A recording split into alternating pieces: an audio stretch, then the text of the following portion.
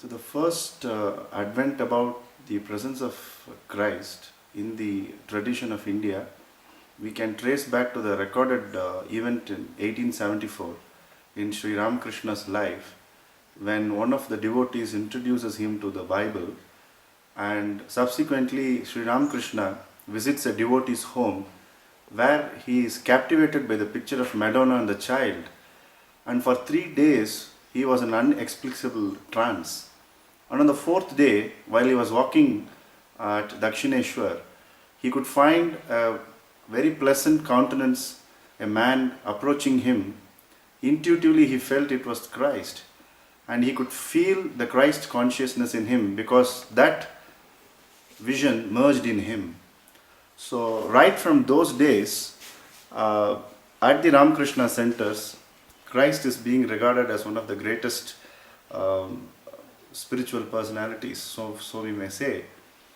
And again, subsequently, years later, when Swami Vivekananda urged 9 of his brother monks to take a oath of renunciation, it was on the eve of Christmas. People discovered it later. He said, "We will be monks serving the Lord." So there is a long tradition of Christ being in India, at least tracing to 130-140 years. It's all mainly oral tradition. And if you take up any saint in India, there are two traditions. One is the recorded tradition, and second is the living tradition. The recorded tradition, there is chance of an interpolation or an intellectual gymnastics. But in the living tradition, if you care, you practice what is to be practiced and you experience what it is to be in a living tradition.